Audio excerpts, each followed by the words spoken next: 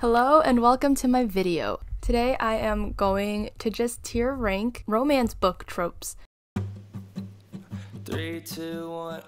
I feel like this is a trend that I have seen quite a bit. If you know me, you know that I love a good romance book. I just thought this would be fun to do. We're just gonna get into it. So we're starting at the bottom. I'd rather stay single. I would rather stay single than read this trope. And that's saying a lot because we all know how much I want to find love. And then the next one is bare minimum. If you're in a relationship and they're just doing the bare minimum, like they respond to your texts and you're like, great, that's the bare minimum. The book, bare minimum, hits the qualifications for being a romance trope, but that's about it. The middle one is friend zoned. These are the tropes that it's just like, I mean, like I'll read you, but like platonically, like I'd hang out with you, but as a friend. And then the next one is giggling and kicking my feet. If this book has that trope, I will be doing exactly that. Like a little schoolgirl in my bed, reading this trope, giggling, kicking my feet, so excited. Top tier is Love in Other Words. Need I say more? If you know this channel, you know that I, if nothing else, love Love in Other Words. If Love in Other Words has 500 fans, I am one of them. If Love in Other Words only has 1 fan, I am one of them. If Love in Other Words has 0 fans, I am dead. That is how much I love Love in Other Words. This is a tier ranking thing that I found on the internet. I did not create it myself. I created the tiers myself, but the actual ones I'm going to rank. Suggestions. So if I'm missing anything,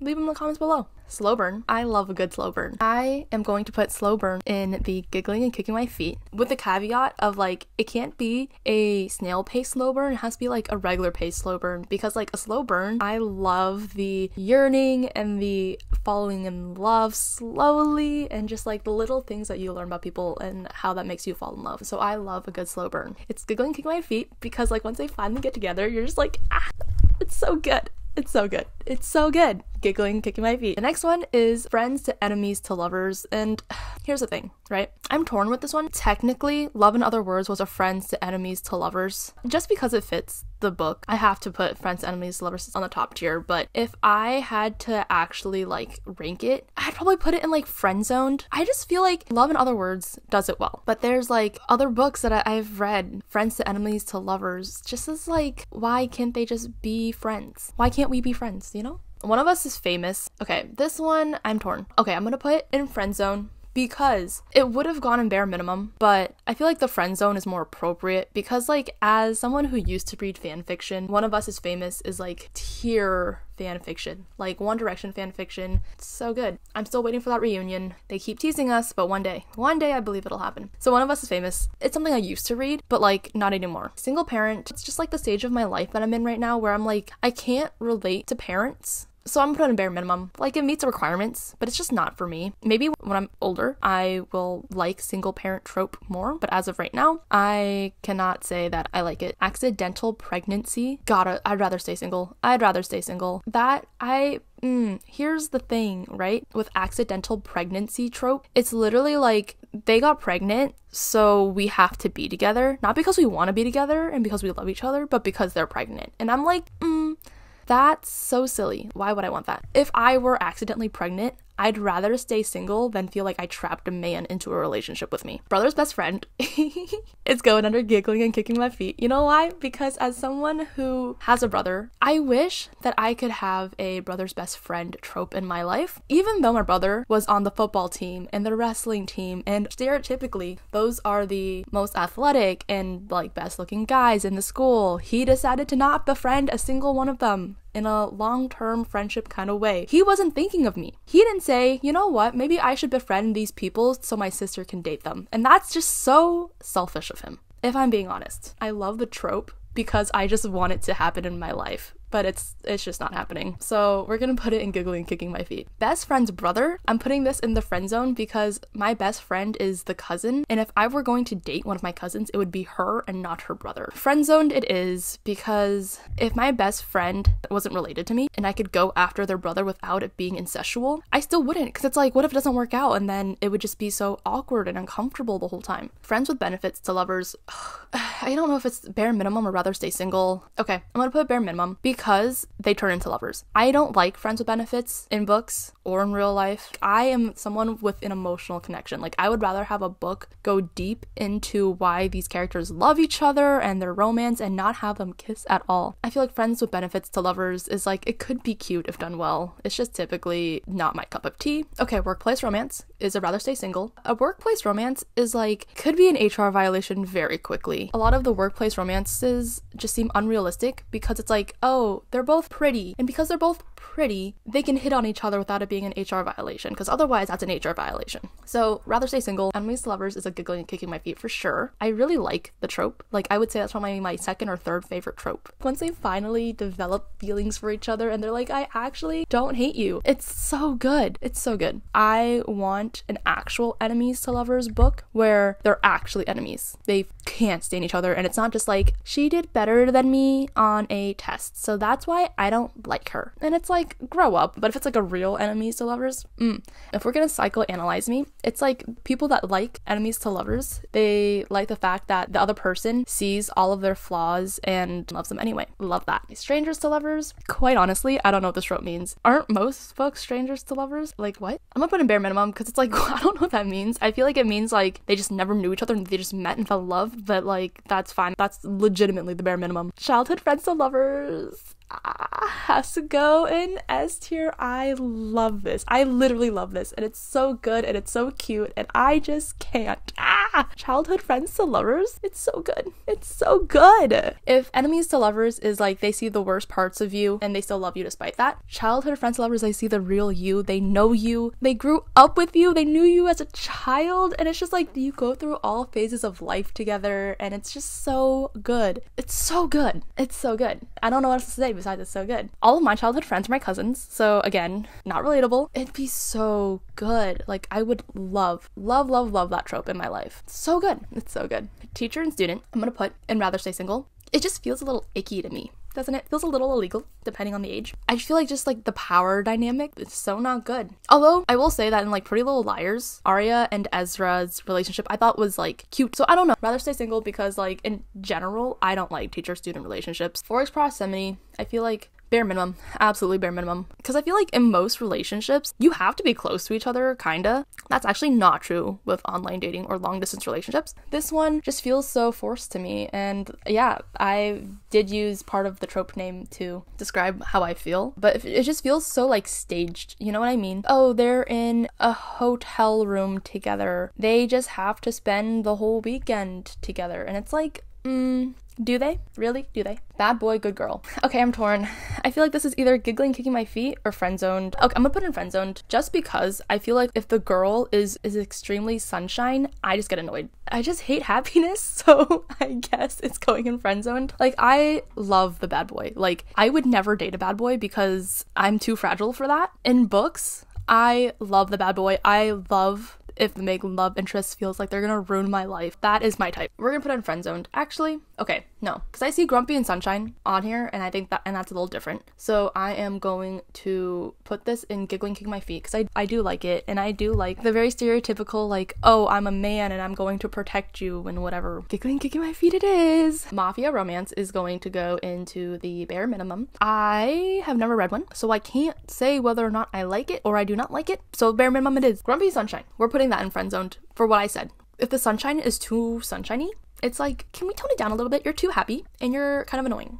That's on me. I just don't like incredibly happy people, I guess. I do like the grumpy sunshine. I feel like when it's done well, it's really cute. But I feel like most books are like a little grumpy sunshine and it's like overdone at this point. The next one, bodyguard romance. I haven't read one. Put it in bare minimum. It's one of the books in the Twisted series. I read Twisted Love, and if you remember from my superlatives video, perhaps, I did not like it. So smutty. It's so dark. I know one of the books in the series is a bodyguard romance, but I will not be reading it. Right person, wrong time. I'm gonna put in friend-zoned because I feel like I like right person, wrong time, but it also like breaks my heart. I'm looking out for my own well-being. I will put it in friend-zoned. Giggling, kicking my feet just seems like too high, but it's like good. It's a good trope. I feel like right person, wrong time. I actually have to believe it is extenuating circumstances in which they are not together and it's not just like miscommunication. If miscommunication was a trope on here, I hate it. I'd rather stay single. Just talk to each other. Use your words. You're adults. Use your words. Only one bed. As you can see, I am debating which one I'd should put this on. Bare minimum. Again, it's like similar to forced proximity, where it's like it feels so forced. No. Nope, that's all I have to say. I hate everyone in the world but you. Giggling, kicking my feet. This goes along with bad boy, good girl, where most of the time it's I hate everyone but you, and it's like, yeah, it's good. It's just so cute. Sometimes. Wedding romance. Does this mean they meet at a wedding? I don't know what this means. I'm gonna put that in bare minimum. Assuming that it means like they meet at a wedding. I would have loved to meet someone at the weddings that I went to this past summer. Just didn't work out that way. I am putting that trope in the bare minimum because it's like, yeah, everyone expects to find love at a wedding. Just doesn't happen. I also feel like there's so many better ways for a book, a fictional book, to have characters fall in love or meet or whatever. Like a wedding, meh, you could do better. Okay, supernatural. I'm gonna put in bare minimum because I haven't read a supernatural romance book, so can't judge a book I did not read. Right person, not enough time. I feel like either goes between giggling, kicking my feet or friend zoned. The reason why I like am debating putting it in giggling, kicking my feet is because of like the movie Me Before You. That movie is so good, and it's right person, not enough time. It's so heartbreaking, and I did cry. That's truly the only thing. That's not even a book. I watched the movie. I mean, it is a book, but I only watched the movie. That's the only thing that I've seen that has right person, not enough time.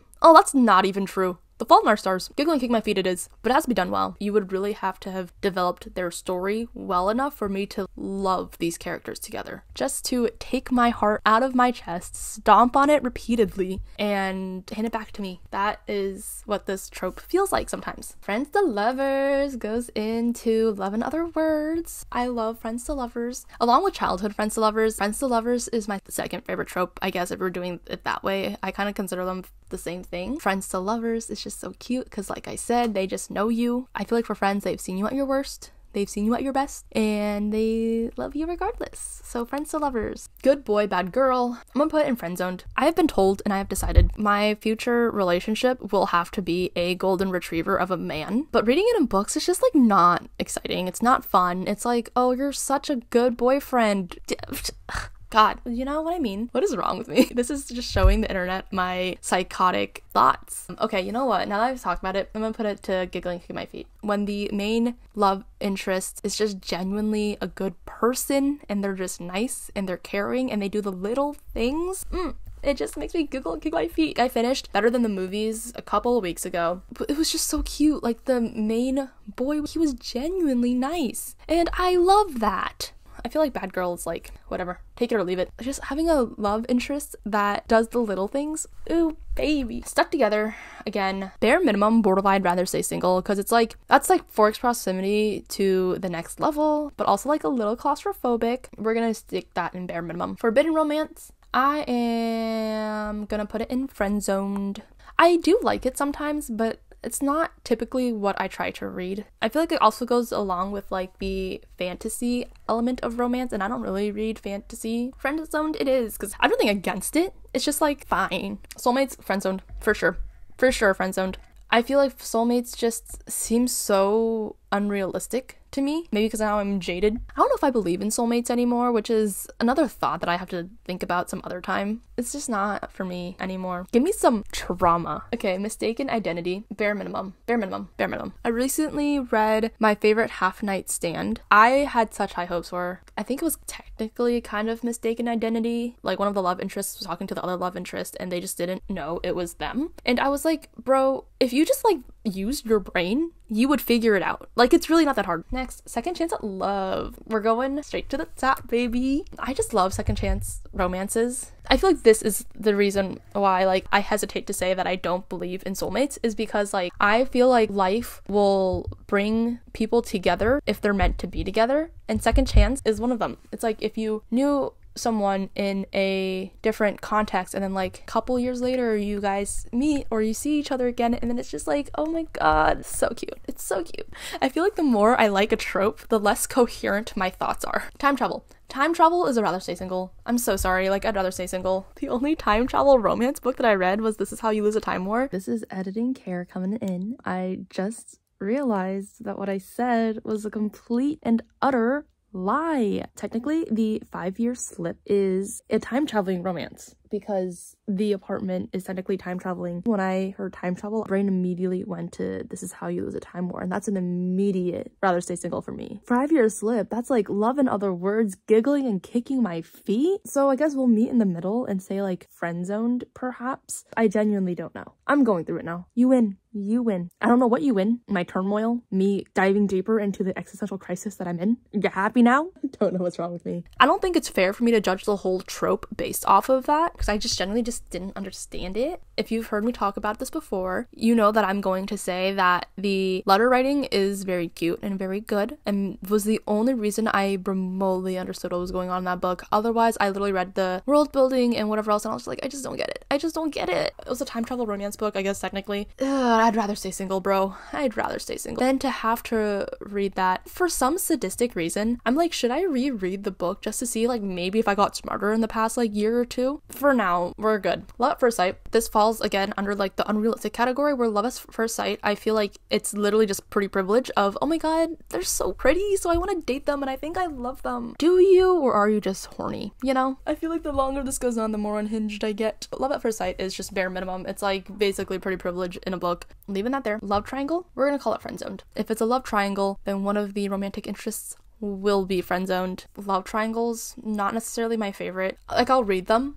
I feel like there's always a clear answer, but that the author never decides to go the way I want it to. The summer I turned pretty. Also, spoilers, if you haven't read all the books, the clear answer is Jeremiah. Okay, well, actually, the clear answer is Cameron. Between the two brothers, if you're debating between Jeremiah and Conrad, it's gotta be Jeremiah. Childhood friends to lovers? Please. Conrad, like, I get they grew up together, but like, bro, you just showed up for a minute after she turned pretty. Girl, get out of here. There's technically not a right answer, but there's the one that I prefer, and it's always the one that they don't go for. That's it on that. This one, fake dating. This is the cousin's favorite trope. Also, I just want to call out that enemies to lovers is the other person in my book club's favorite trope. The cousin thought of a new nickname for the other person in my book club, and she said the book club member. So we're gonna go with that. So it's the cousin and the book club member, although the cousin is in the book club. Just don't think too much about it. The book club member is more important than the cousin in the book club. Yeah, okay, sure. This video is so wild. Fake dating is the cousin's favorite. I'll put it in friend zone. It's great and all, but you really have to make me believe it. I feel like most of the time it's just like we are in a situation in which I would rather not share my real emotions for you and my real feelings for you, so we can pretend and do this with no actual emotions and feelings and risk involved. And it's like, you're not gonna fall in love if you don't risk something. As Taylor Swift would say, do something, risk something. You're losing me. My ability to intertwine Taylor Swift into literally anything I'm talking about, insane, absolutely insane. Talking about Taylor Swift, sports romance, here we go, baby. I love a good sports romance. So we're gonna put it in love. In other words, I love a good sports romance. If you know me, hockey romances, let's go. Actually, now let's say that. I'm downgrading it to giggling, kicking my feet. I don't think I've rated any hockey romance that I've read a 5 stars. They do have me giggling, kicking my feet. I just love sports romances. So this is my final ranking of all of the romance book tropes. You didn't even have to watch this video to know that the top tier is going to be any trope that you would have found in Love in Other Words. I have nothing else to say besides it's good. It has me in a chokehold. It has brainwashed me into always bringing it up whenever I talk about literally any book.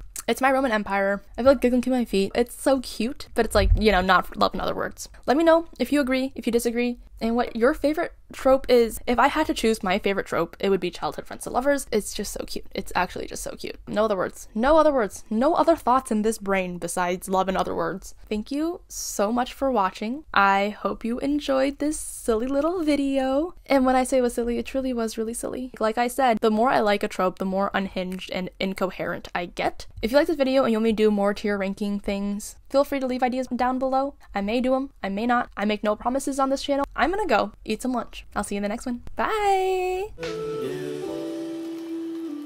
I just love love. And Love in Other Words. And childhood friends to lovers. I'm a simple gal. I am a simple gal. All I need for a good romance book is childhood friends to lovers, second chance romance, a little trauma, and emotional and deep connection between the characters. Is that so much to ask for?